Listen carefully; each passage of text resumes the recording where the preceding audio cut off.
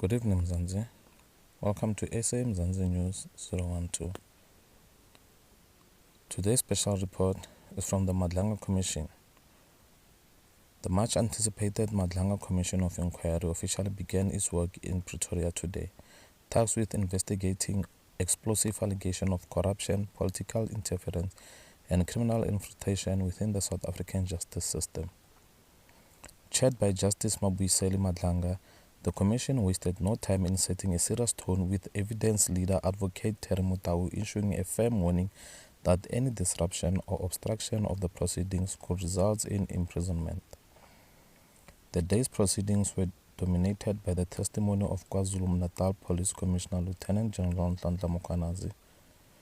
Madlanga, whose damning claims led to the establishment of the Commission, stood firm on his allegations that part of the justice system had been compromised. He confirmed that he would provide detailed evidence on the disbandment of the political killing task team in the province, along with other serious claims that have sent shockwaves through the security sector. Mukwanasi's testimony is seen as critical to the inquiry, as it could expose a network of collusion between politicians, law enforcement officials, prosecutors, and criminal elements. The Commission's mandate is to determine whether the country's justice system remains intact or has been so deeply compromised that it can no longer function independently.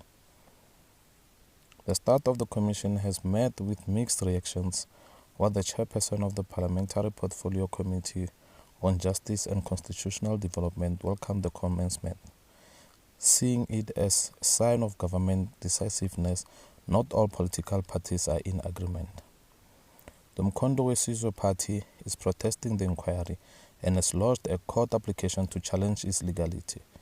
The party has called for the Commission to be suspended, arguing that it is a waste of public funds and is being used to protect certain political figures. The High Court in Pretoria is set to hear their application tomorrow. As the inquiry continues, the public and media remain on high alert, with Mkwanasi's testimony expected to shed further light on the deep-seated issues facing South Africa's law enforcement agencies. Please watch the next few minutes of the video clips of today's proceedings. We'll keep you updated. Thank you, and please don't forget to like, share, and subscribe on the channel.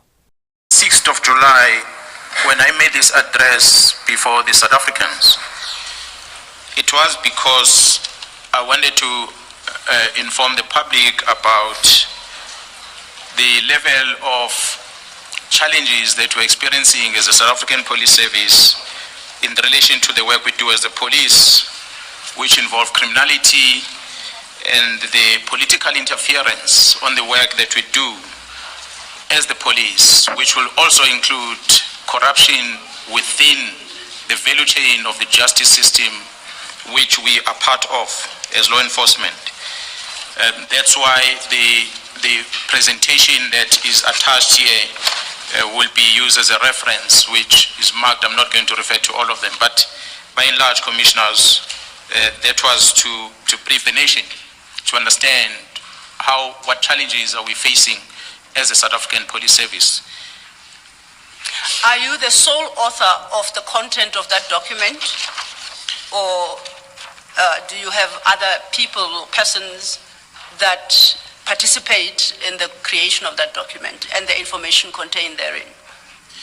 I must indicate, Commissioner, that this briefing which I made on the 6th of July, it is a product of the collective and collaborative efforts of various units within the South African Police Service. The majority of men and women in blue in this service who were responsible for, together with myself, in compiling this document. It is therefore a reflection of the common concerns that we share as colleagues in different ranks within the service, which made us to have a common desire for these problems to be resolved, and in order to enable these members of the service to be able to serve with honor and dignity.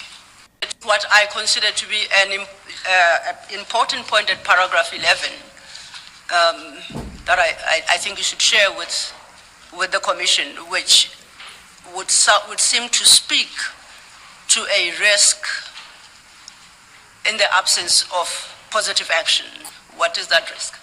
What is the fear and what is the risk?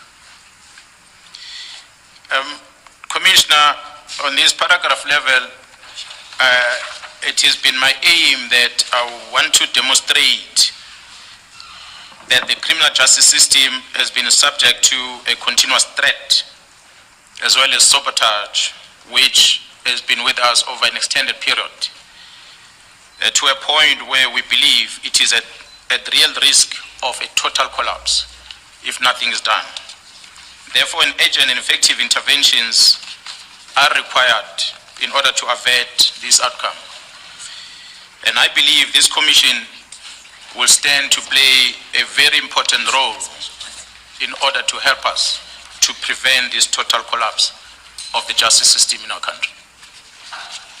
Your statement in that part concludes with a personal message. Would you like to deliver it at paragraph 12? Yes, that's correct, Commissioner.